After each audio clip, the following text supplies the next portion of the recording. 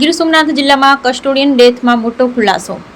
Sutrapada police station અંદર custody death મામલો। Gir Somnath in charge SP Bhaskar વ્યાસનો મોટો ખુલાસો। કસ્ટડી અંદર યુવાને માથું ભટકાવ્યું હતું, જેના કારણે તે ઇજાગ્રસ્ત બન્યો।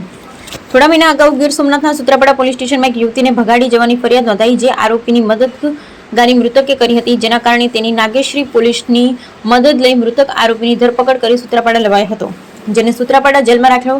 ત્યાં તેણે જેલના સળિયા પાછળ સાથે માથું ભટકાવ્યું, જેથી તેને હોસ્પિટલ ખાતે ખસેડાયો હતો। એટલું જ નહીં, ઝૂમ એપ દ્વારા જજ સમક્ષ પણ હાજર પણ કરાયો। આ બાબતના સોશિયલ મીડિયામાં વિડીયો પણ જાહેર થતા ગીર સોમનાથ જિલ્લા એએસપીએ પત્રકાર પરિષદ યોજી ખુલાસો આપ્યો હતો।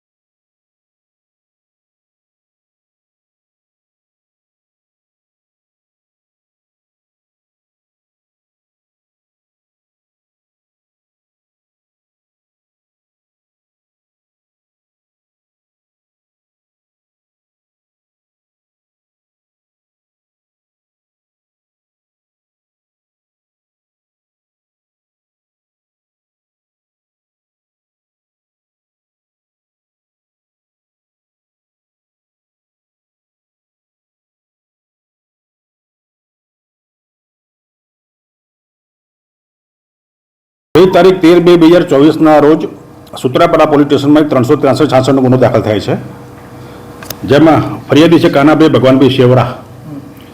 એમની દીકરીને આ કામના જે આરોપી છે તરુણભાઈ ચંદુભાઈ રાઠોડ એ ભગાડીને લઈ જાય છે, અને એ બાબતની તપાસ સીપીઆઈ તાલાલા તણાવ કરી રહ્યા હતા। અને એ તપાસ દરમિયાન આ કામનો જે આરોપી છે તરુણભાઈ ચંદુભાઈ રાઠોડ, એને સુરત ખાતે આ જે મરણ જનાર છે નરેશભાઈ જીવાભાઈ જોડિયા, જે મૂળ છે ભટવાદરના, એ સુરત ખાતે તેમણે અમને આશ્રય આપેલો।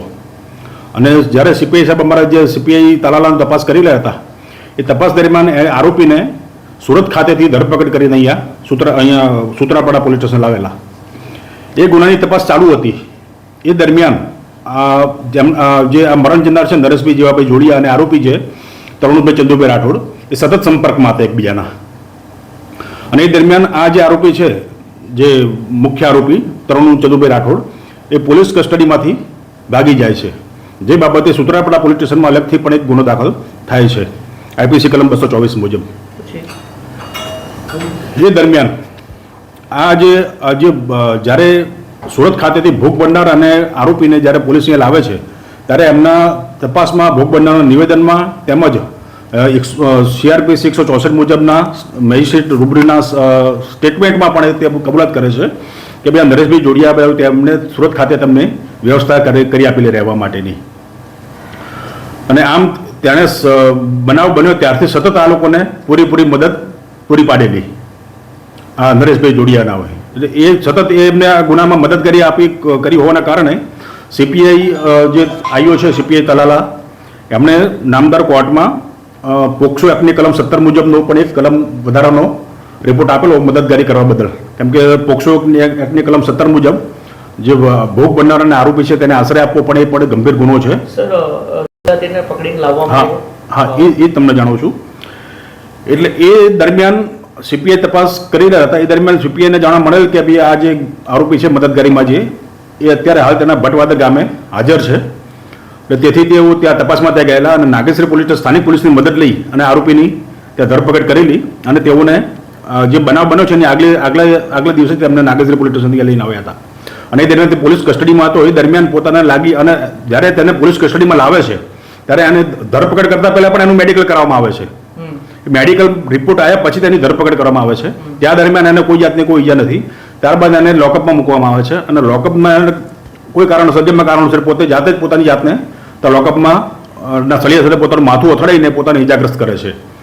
અને તાત્કાલિક એને સારવાર માટે ત્યાં સૂત્રાપાડા હોસ્પિટલમાં લઈ જવા માટે પણ આવે છે. ત્યાં વધુ સારવાર માટે એને પછી વેરાવળ ટ્રાન્સફર કરે છે.